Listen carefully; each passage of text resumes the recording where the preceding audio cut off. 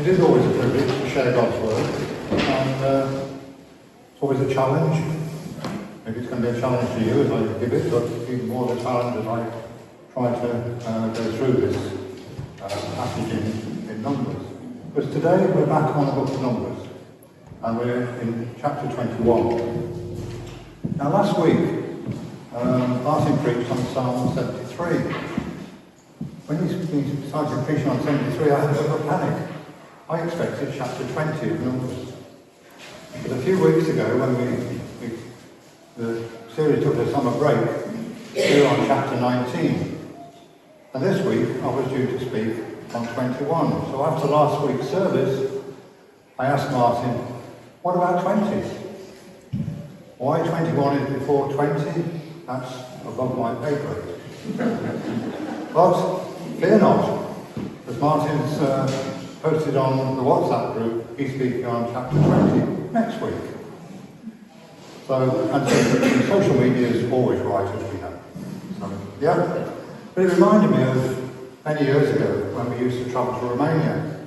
We used to go down on a regular basis and to a couple of children's homes. And the 4-year-old son of one of the leaders was learning to count in English. And they had him to do it.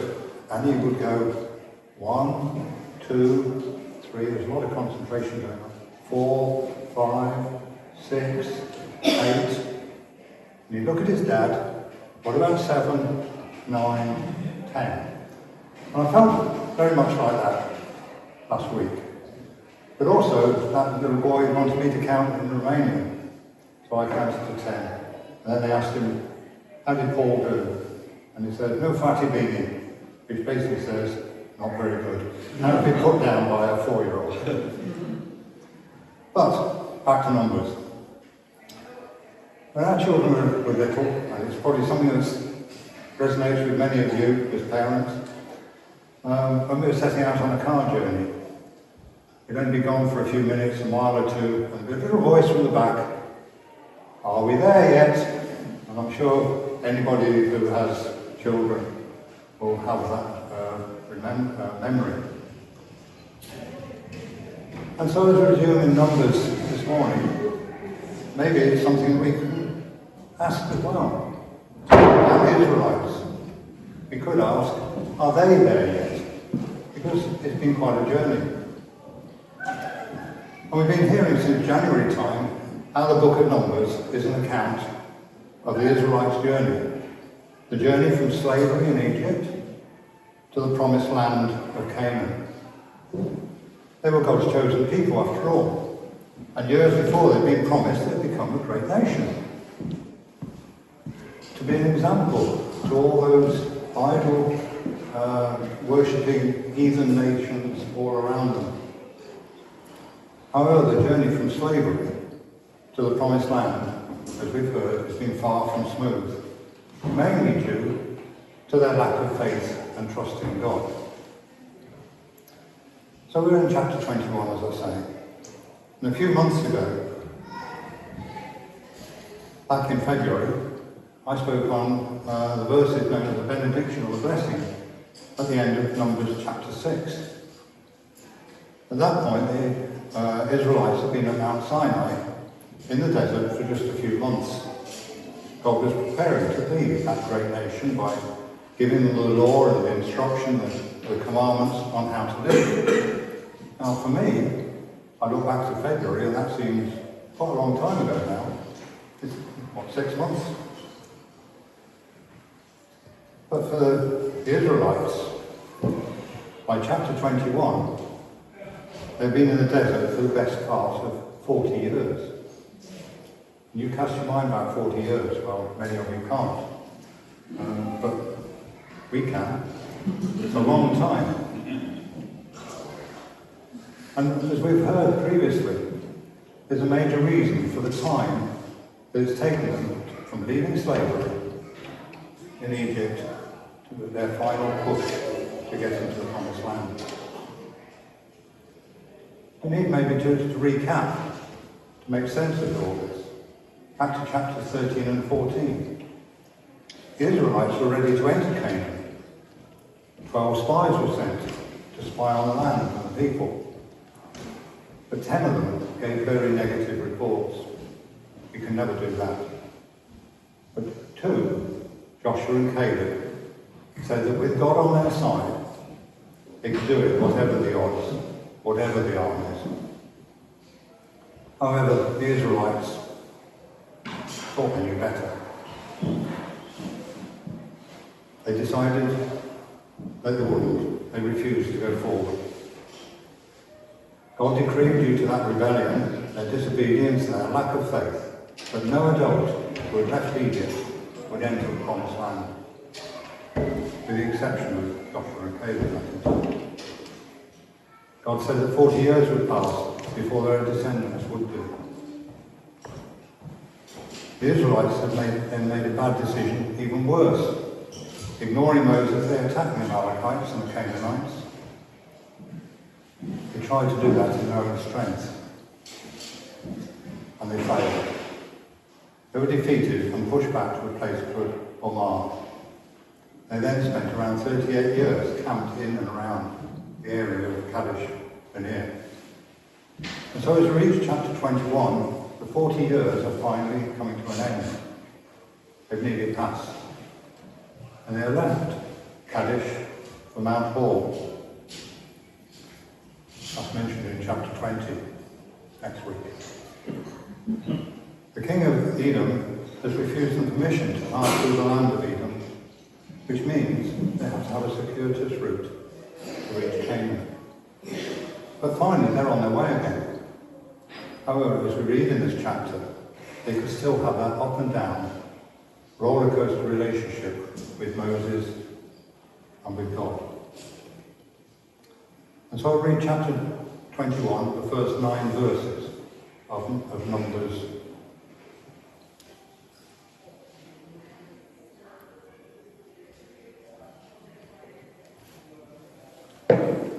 The king of Arad, the Canaanite, who dwelt in the south, heard that Israel was coming on the road to Assarim. Then he fought against Israel and took some of them prisoners. So Israel made a vow to the Lord and said, "If you will indeed deliver this people into my hand, then I will utterly destroy their cities." And the Lord listened to the voice of Israel and delivered up the Canaanites. And they utterly destroyed them and their cities. So the name of that place was called Omar. Then they journeyed from Mount Hor by way of the Red Sea to go around the land of Edom, and the soul of the people became very discouraged on the way. And the people spoke against God and against Moses. "Why have you brought us up out of Egypt to die in the wilderness? For there is no food and no water, and our soul loathes this worthless bread." So the Lord sent fiery serpents among the people, and they bit the people, and many of the people of Israel died. Therefore the people came to Moses and said, "We have sinned, for we have spoken against the Lord and against you. Pray to the Lord that he may take away the serpents from us." So Moses prayed for the people.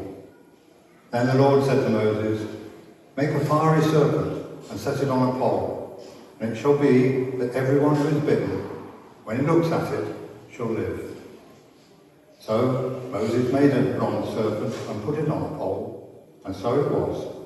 If a serpent had bitten anyone when he looked at the bronze serpent, he lived.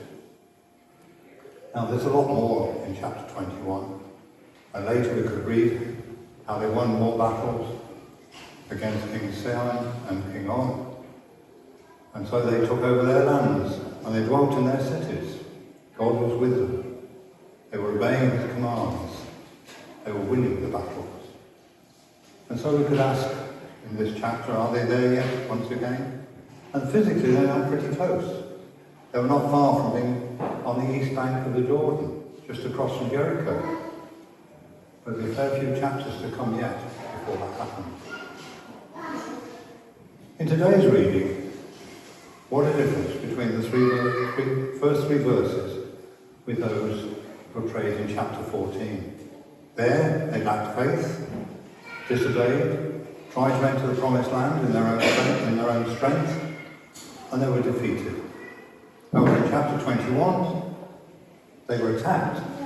They sought God, and with him they prevailed against the Canaanites.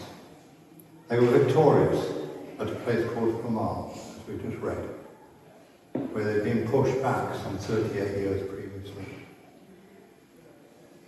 However, we only moved a few verses to verse 4, and we see how quickly the Israelites were once again discouraged, started to complain and moan. And as the king of Edom had refused them passage, they were now taking that circuitous route around Edom, which involved going south, in the opposite direction of Canaan, which was up in the north. Probably a very similar route to that which God had led them some 38 years before, to the camp at Kadesh Barnea, but in reverse. And it must have been a bit frustrating, knowing they were going, as it were, the wrong way. But they were forgetting things. They were forgetting the victorious battle that they'd just had. And they reverted to type and started moaning and groaning against Moses, but this time against God too. So they weren't just forgetting the recent victorious battle that they'd had with the Canaanites. They were also forgetting that God had sustained them all these years, camped in the desert, had supplied them with food and water, whatever they complained they didn't have. Their clothes hadn't worn out, not even the sandals.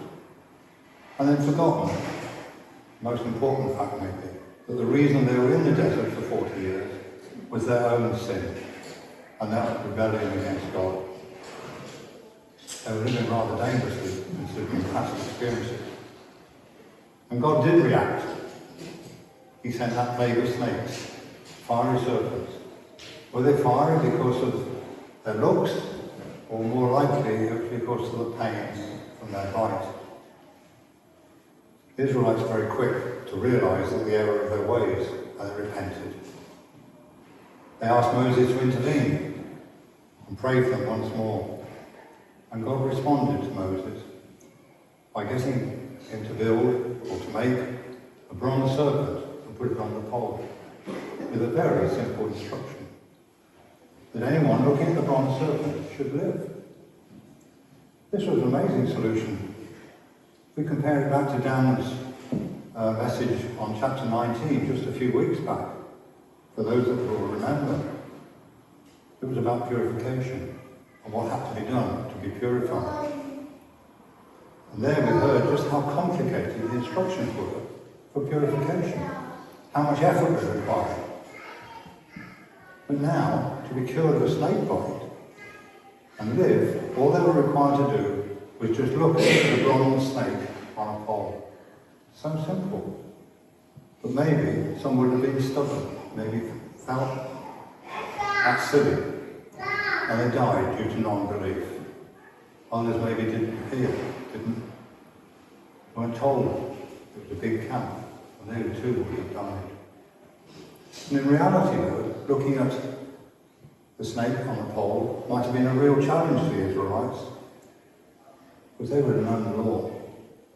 And looking back at Exodus 20, verse 4, you can read, "You shall not make yourself a carved image, any likeness of anything that is in the heaven above, or that is in the earth beneath, or that is in the water under the earth.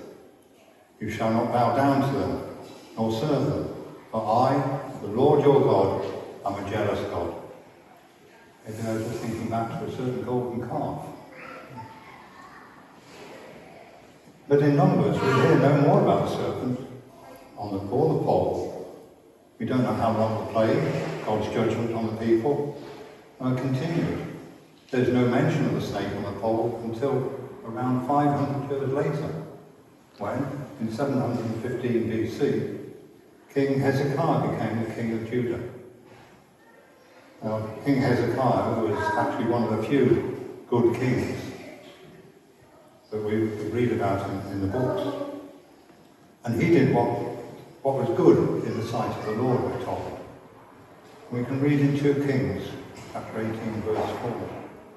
He removed the high places and broke the sacred pillars, cut down the wooden image and broke in pieces the bronze serpent that Moses had made.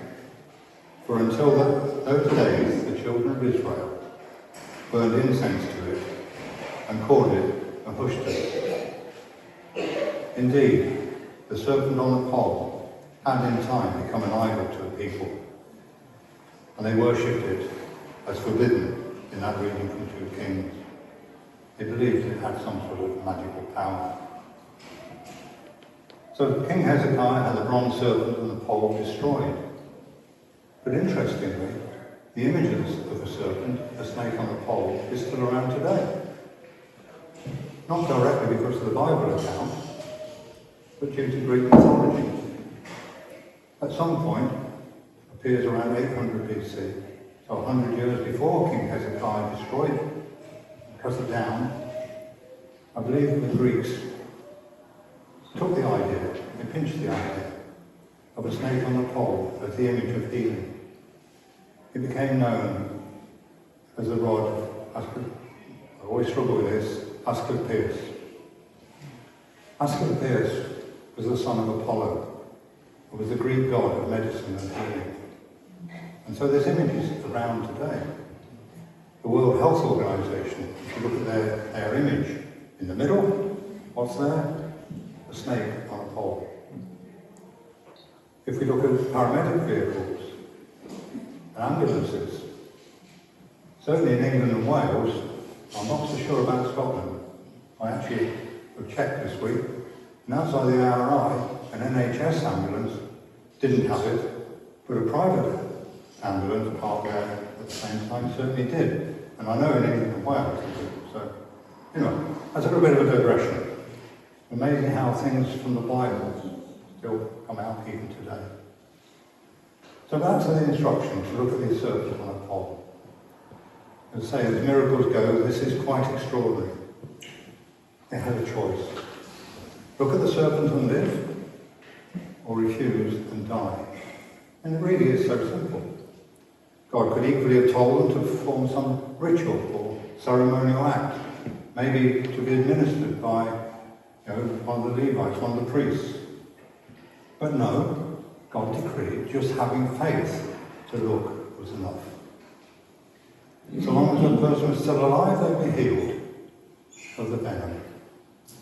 Didn't matter how many people looked, they would all be saved. There was no limits. Why?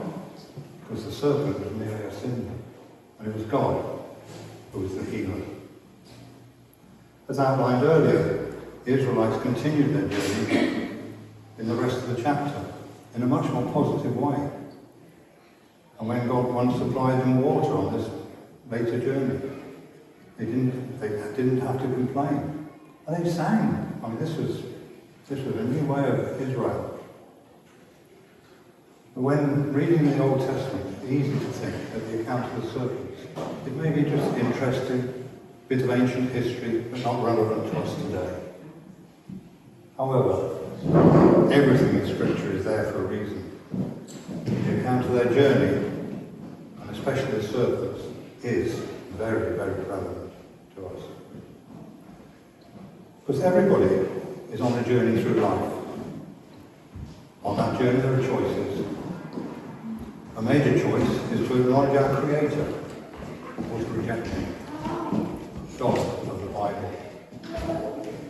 There are many who have rejected God altogether, plus many more who have never known the Bible or heard of God. Others have their own gods of many different types. Whether we know God or not, we all live in a fallen world, one that is dominated by sin. Just as the Israelites were physical slaves in Egypt, we are all slaves to sin. And without God's providence, they would have never completed that journey through the desert with any chance of reaching the promised land. As we read through Numbers again and again, we see how often they needed God's help, and how often when they didn't ask for that help, they failed. If we are to escape the slavery of sin in our lives, we need God's help too. We try it on our own strength, we'll surely fail. just as the Israelites did. There's no way that we could live obeying the law, keeping all the instructions that are laid down in the Old Testament. We'd fall far short. God's help is needed. So let's move forward about 1,000 years plus from the time in the desert. We hear about the serpent on the pole once more in the New Testament. Through this we learn that God has indeed given everyone an escape route. In John's Gospel, chapter 3, we are told about a man called Nicodemus who came by night secretly to speak with Jesus. Now Nicodemus was a Pharisee, a ruler of the Jews. He wanted to better understand who Jesus was. However, he had great difficulty in understanding what Jesus was telling him in those first few verses of John 3. So John gives him an analogy that you'll be familiar with, because as a Pharisee he would have known Scripture. He would have known about the serpents. He would have known about Moses lifting up the serpent on the pole. And Jesus tells him in verse 14 and 15, "And as Moses lifted up the serpent in the wilderness, even so must the Son of Man be lifted up, that whosoever believes in him should not perish, but have eternal life." When Jesus said this to Nicodemus, he still had difficulty understanding. However, he's mentioned a couple more times in John. He stood up for Jesus in the Sanhedrin when they were discussing him. And then he was the one who supplied spices for the body of Jesus in the tomb.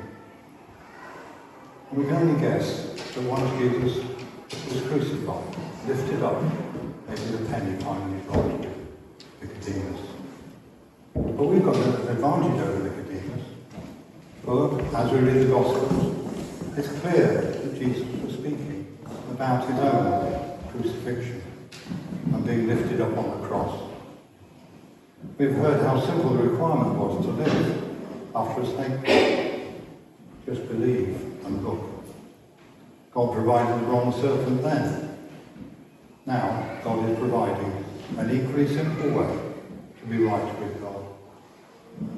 A way of salvation that again is so simple, dependent on faith, to look to Jesus. And as we follow on in that second verse I read, 3:15, and of course, that whoever believes in him should not perish, but have everlasting life. And of course, Jesus continues in the oft-quoted verses in the chapter of John. God so loved the world that he gave his only begotten Son, that whoever believes in him shall not perish, but have everlasting life. For God did not send his Son into the world to condemn the world, but that the world through him might be saved. He who believes in him is not condemned, but he who does not believe is condemned already, because he has not believed in the name of the only begotten Son of God. Whether mankind accepts or not, we're under God's wrath, his condemnation, because of our sin, our rebellion, our collective rejection of God. And there's no way of appeasing that wrath by anything we can do. It's only through God's mercy and grace that can we right with him. We need to look to Jesus on the cross and believe. So putting these two passages together, that's in Numbers 21 and John 3, we have a simple comparison between the Israelites in the desert and ourselves in the world today. There are parallels. They couldn't save themselves from the snake bites and death. We can't save ourselves from sin and God's condemnation. They needed to believe that God had sent them away to be healed. We need to believe that God has sent us away to be saved. They needed to look at God's symbol of healing. We need to look at God's own Son, Jesus, and the cross. They needed to be told to look. We also need to be told to look. They needed guidance where to look. We also need that guidance. They need to know who healed them. We need to know who saved us. It didn't matter how severe the snake bite was. It doesn't matter how severe, how bad our sin is.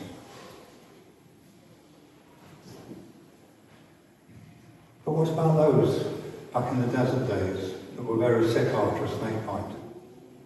Were there others to help them? Show them where to look? Guide them to look? The camp was a big place. So it was on a pole, it must have been pretty big. Were there people to help them to look in the right direction? Did people die because they weren't helped to see the serpent on the pole? Is that the same today? As individuals, as a church, are we telling people, showing people the way to escape God's judgment? The world may have turned its back on God in many ways, but sometimes in ignorance. Others may feel the cross and the resurrection are just incomprehensible and easier to ignore. But just as the Israelites needed to ensure that those who needed guidance received it, so we need to reach out to those in our own communities that are in peril of God's condemnation. So coming back to our own journeys through life, where are we? Where are you? Have we? Have you accepted that you need to be saved? That Jesus is the way? Is Jesus the focus of our lives? Is that where we're looking? Or are we tempted to keep looking away? To look back the ways of the world? Do we feel as the Israelites may have felt, that just looking and believing is too easy? That salvation somehow has to be earned? But it's not at all. It's a gift from God to all who are willing to receive it. The path following Jesus may not be an easy one, because there's temptation all around. But remember the destination. Heaven, our promised land. God will guide us if we look to Jesus. It's so simple to look to Jesus. In Hebrews 11, there's a long list of men and women of faith in the Old Testament, referred to as a cloud of witnesses in chapter 12. And know that we can be surrounded by our own modern group of men and women of faith, a modern crowd of witnesses. And to finish, I'll just read Hebrews 12, verses 1 and 2. Therefore, we also, since we are surrounded by so great a cloud of witnesses, let us lay aside every weight and the sin which so easily ensnares us, and let us run with endurance the race that is set before us, looking unto Jesus, the author and finisher of our faith, who for the joy that was set before him endured the cross, despising the shame, and was sat down at the right hand of the throne of God. Where are you looking? In the right place? You need guiding? There are people here that will guide you. If you know people, then you can guide. Look to Jesus.